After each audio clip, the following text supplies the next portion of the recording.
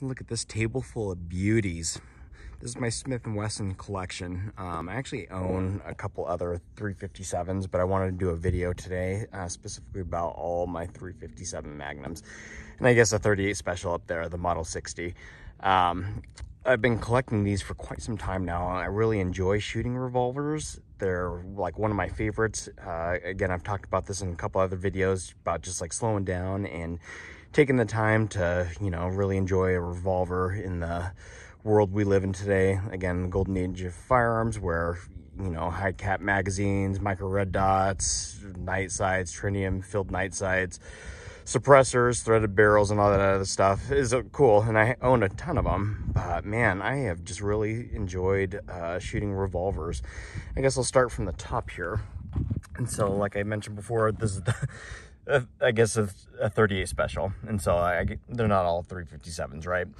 This is my Model 60 no dash, and as you can see, I haven't shot it. I shot it like once or twice, I think, and after that I was like, you know what, it's just gonna be more of like a decoration piece. I'll probably shoot it some more, you know, I just haven't. Sorry, I'm blabbing. But as you can see, this one actually does have a pin barrel. However, and I'm sorry, those are just snap caps.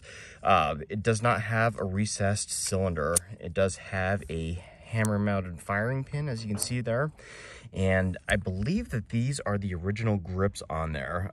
In all of these, I actually have the original walnut grips for every single one of these.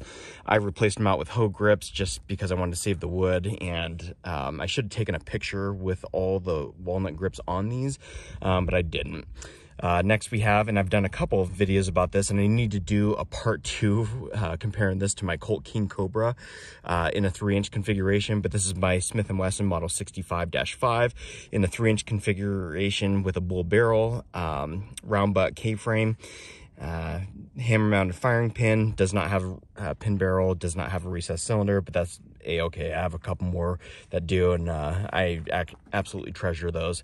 Next we have our my 65-6 in a 4-inch bull barrel configuration.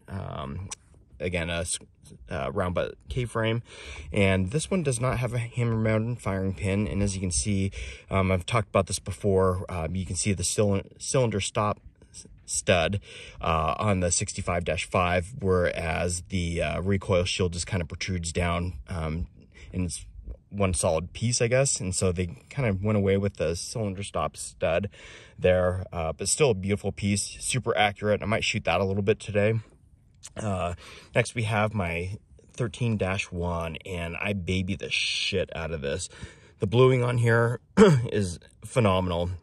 This one, my 65, was actually a police trade-in. Somebody tried to clean it up with a Scotch-Brite pad, whatever, and they kind of, I don't know, they did the best they could, right? I get it, but it's got some, it's not as pretty as, say, my 65-5, I should say. And if you guys ever get a chance, check out Big Swole, his videos. He has a beautiful collection, by the way, and he actually has a couple videos on how to like clean up stainless steel guns, and so I need to actually watch that myself and figure out how to maybe brighten that up a little bit. Anyways, back to my 13-1. This thing is babied. There's not a lot of holster wear on it or bluing. All these firearms, with the exception of my 65-5, I got for a really reasonable price. This one I think I paid for like 600 bucks for, and this one is a pin barrel, as you can see right there.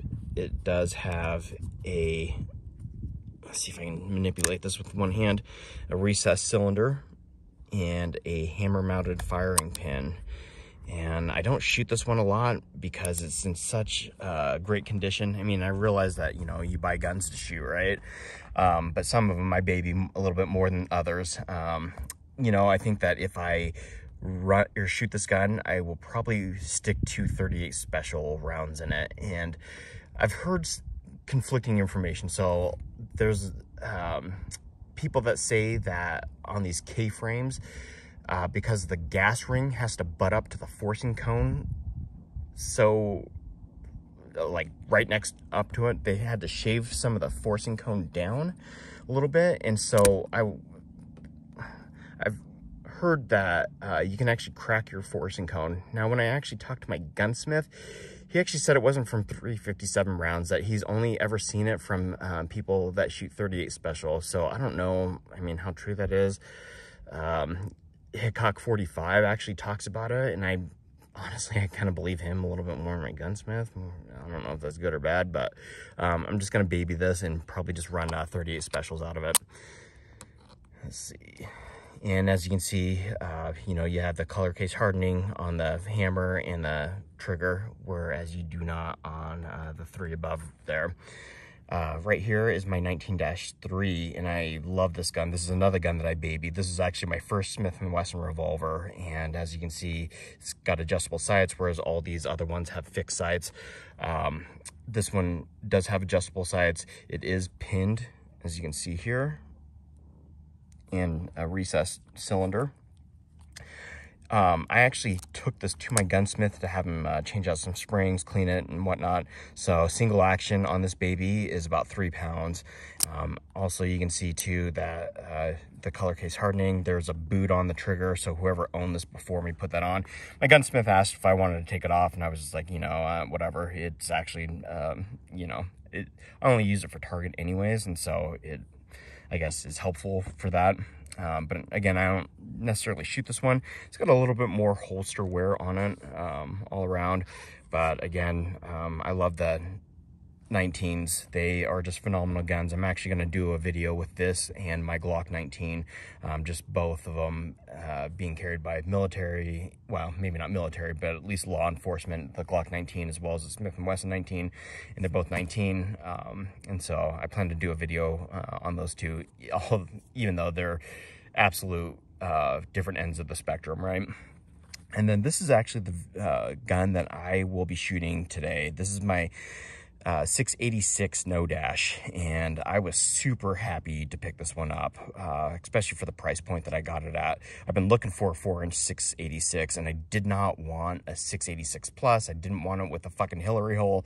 I just wanted a plain Jane 686, and as you can see, obviously, I don't know that they clearly they never made a model that was pinned or recessed here. It does have a hammer mounted firing pin, but I, again, adjustable sights on this. But I absolutely love this gun, and I was super happy to pick it up again for the price point that I was able to. There's a little bit of pitting on the trigger as well as the hammer and the back strap on here. But, you know, I bought this gun specifically to run 357 Magnums out of. This is an L-frame square butt. So K-frame square butt, K-frame square butt, and then K-frame round butt, K-frame round butt. This is an L-frame square butt, and as you can see, the height of the frame, if you will, is a little bit taller, I guess, than the K-frames, whereas they didn't need to shave off part of the forcing cone at the bottom for the gas ring to line up against it. As you can see, there's actually a little bit of a space between those two. And so, like I said, I've been looking for an old 686 that I can run 357 out of. As you can see, you know, we have a full forcing cone there, but this gun locks up tight, and you know, there's no, the ejector rod isn't bent or anything like that. It's got the full length underlug on here, whereas, you know, you just have a shroud right there, and then obviously none of those even have a shroud around the ejector rod. But I can't wait to shoot this gun to see how accurate it is. When I looked at the sights earlier, it looked like they were off to the right just a little bit, and so I messed with it. Hopefully I ain't fucking up too much, but we'll see. Let me load this up, and like I said, I'm going to run a lot of 357 out of it. As always, there's my target. We do have some water bottles. I'm not going to shoot any paper today. There's actually a shoot here at the range here in a couple hours, so I'm trying to hurry and do this. But as you can see, I have some water bottles, and then the normal still targets. Let me hand my camera over to my camera lady, and I'll load this up. So sweet. This is my 686 no dash in a 4-inch barrel configuration. I'm gonna start off by shooting some 38 special out of it, 158 grain. 357's also 100. Actually, you know what? I'm going to start off by shooting 158 grain 357 mag just to get rid of it. Like I said, I bought this gun specifically to run hot Magnum loads out of it. So let me see if I jacked up the sights or not.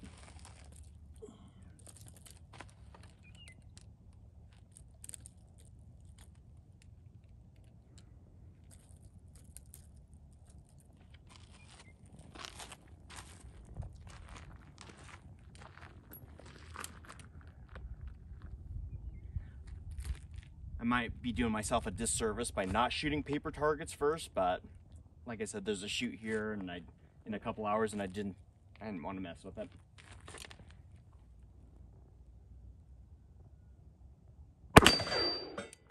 Single action, by the way.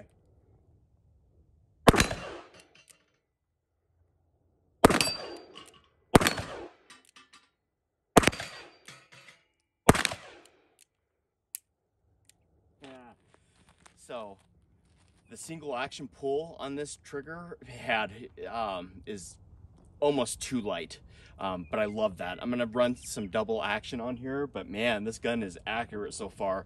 Let me reload and see if I can't hit some more targets and some water bottles.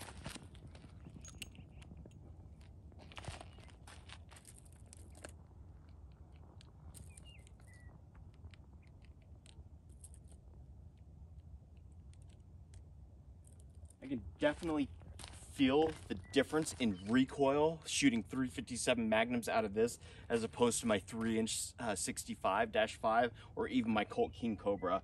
I don't mind shooting 357 out of my 65-6 or my 13-1. They can handle the recoil much better, just being in a 4-inch bull barrel configuration. But man, like shooting 357 out of this is like shooting 38 special out of my 65. Double action.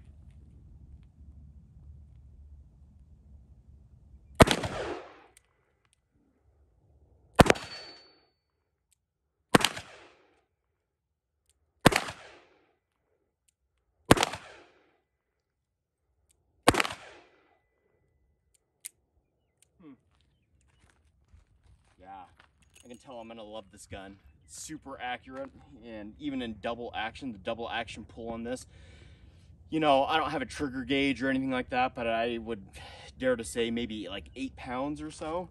Let me, yeah, I'm gonna continue to shoot 357, I think.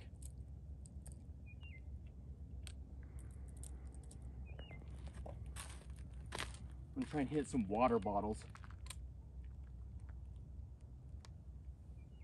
All the way in the back.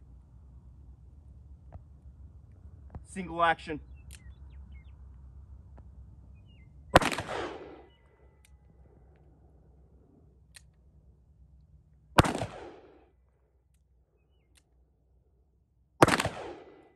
Damn.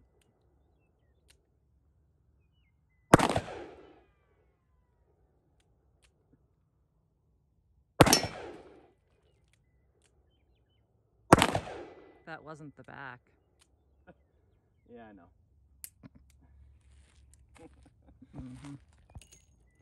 Yeah, this gun is awesome. Again, I threw Hogue grips on here. I love the walnut grips on all of my Smith & Wessons.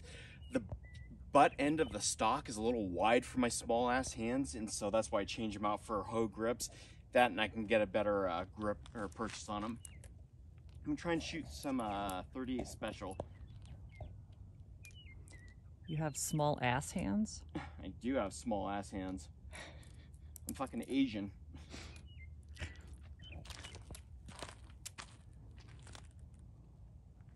I never would have guessed. I'm gonna shoot single action again.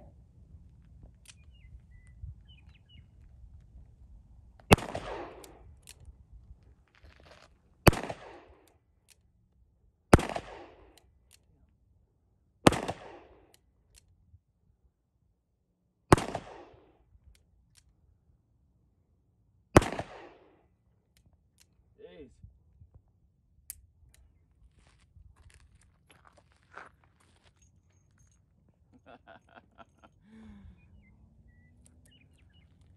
The colored one was kind of a disappointment. Huh? The colored one was kind of a disappointment.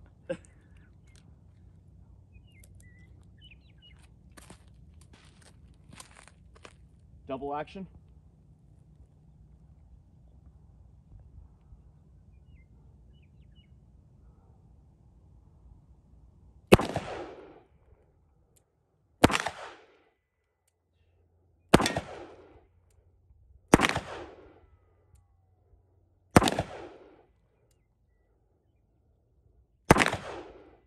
Damn, that back one is giving me hell. Need me to get it? Ooh, I flinched on that one.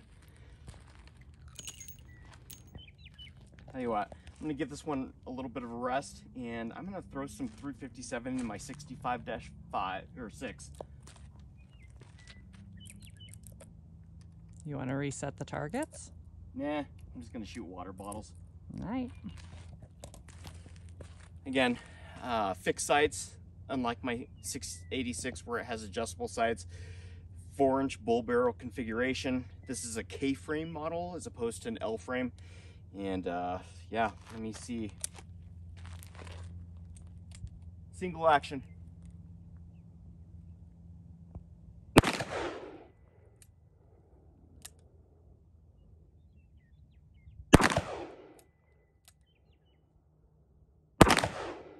Hey, you got the lid. Woohoo! Whoa.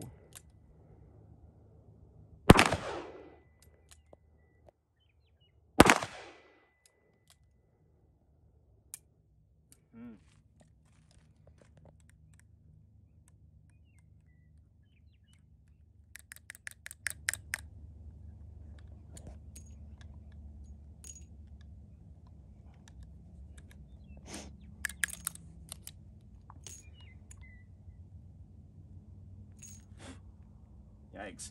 I need to clean out the cylinders on that. Alright, I'm gonna try some 38 special through this.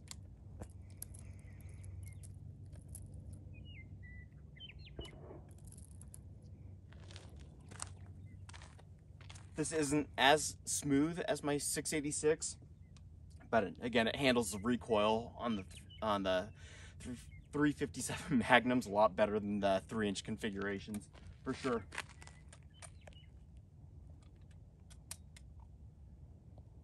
I'm gonna go double action.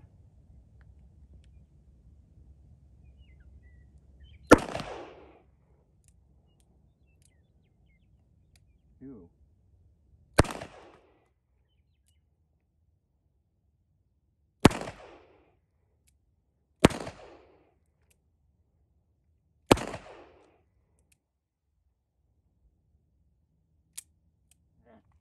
Flinched there a little bit. Stop flinching. Oh. Let a round not go off. Interesting. I'm gonna save that for later. Alright. Let me throw some more in my 686 and see if I can't clean up.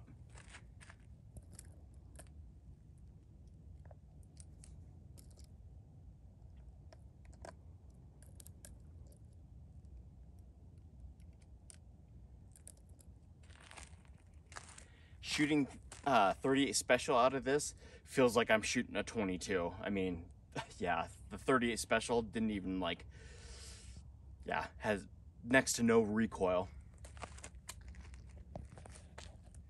Single action.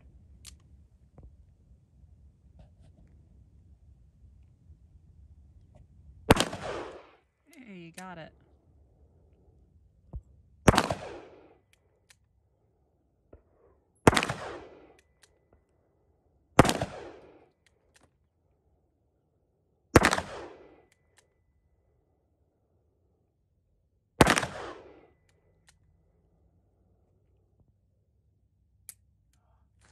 Dang, flinched again. I can tell I'm gonna love this gun. I'm gonna love shooting it. I have a bunch of 357 mag that I bought right before the pandemic. which is good because I actually don't have that much 38 special. Again, that's exactly why I wanted this one. The spur on here isn't as aggressive as it is, say, like on my 13-1 over there, which is fine. And, you know, this is all tainted up with residue and whatnot. It's gonna clean up in a jiff and look brand new. Love this gun. I think the sights are on, so I'm glad I adjusted it a little bit, because when I was just looking at them playing, they looked like they were set to the right a little bit, and so any misses were my fault, even by obviously my 65. I can't adjust those sights right, they're fixed. Gonna love this gun. I can't wait to get it out and shoot it some more. I might do a comparison video between this and my 19-3. Again, when I do that, I'll probably just run 38 special if I can find some at a decent price. Just, I don't know, because I baby my blued ones, right? The bluing on it is immaculate on both of the, well, on my 13-1, it's about maybe 75% or so on my 19-3, but I still, you know, just for the fact that I'm trying to save the bluing on it and not use it as much. That's me. But hope you guys enjoyed that, and I will talk to you later.